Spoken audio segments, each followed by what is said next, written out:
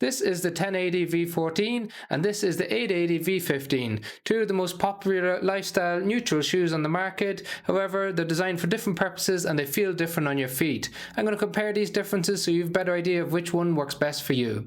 So when we look at the 1080 v14, while they haven't updated the Fresh Foam X model on paper, it feels completely different than the v13. So no longer is it mushy and squishy, has more of a firmness to it than we saw on the v13, so they don't sink into it as much underfoot. Still has a cloud-like sensation, but just a little bit more firm than the previous model.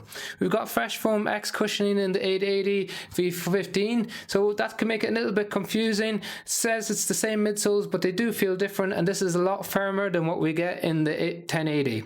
So when you apply pressure to it, there's a firm end feel to it, and there's a bit more energy return, energy responsiveness to it. So when you're walking, it feels nice and cloud-like, but when you transition to running, it moves a little bit quicker from the back to the front of the shoe, and there's a couple of elements in the shoe that contribute to that, and we'll touch on that in a moment.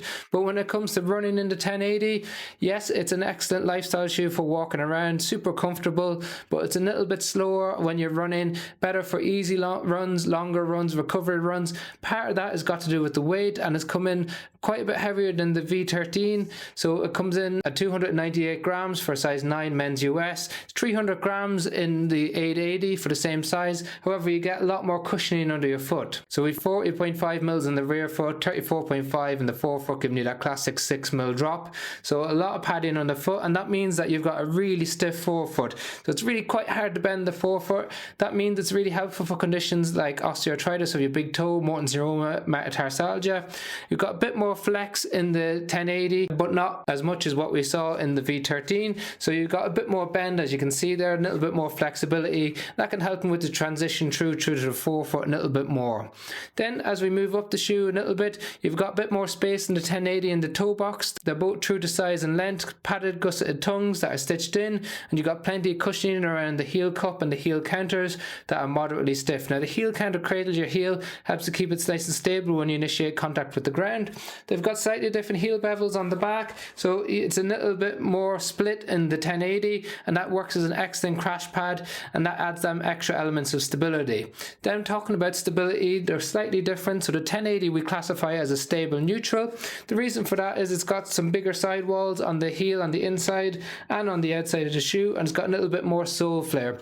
Coupled up with the firmer cushioning, you don't sink into it as much. It means it's more of a classic stable neutral, where we've got a very much a neutral only shoe in the 1080. It's a little bit more squishy than what we get in the 880. Has some sidewalls, but not as big, and they don't provide as much stability as what we get in the 880, and again it has a nice broad base of support, but that softness of the cushioning just makes it a little bit more unstable. So we've got a classic neutral in the 1080 v14 that's designed for longer runs, easy runs. It's a lifestyle shoe that can be used for standing all day, walking all day, or if you need to go for longer walks. In terms of the 880, it's a stable neutral, transitions a little bit quicker from the back to the front of the shoe, not necessarily for up-tempo workouts, but it's definitely a little bit faster underfoot than what we get in the 1080. Can be used for as a lifestyle shoe, walking around, standing all day, but just not as soft underfoot as what you get in the 1080. Some of the downsides of having that extra softness in 1080 is it challenges your stabilizers like your peroneals and your posterior tibial tendon to work a little bit more. If you know a history of issues with that, that's no problem. You might enjoy the 1080.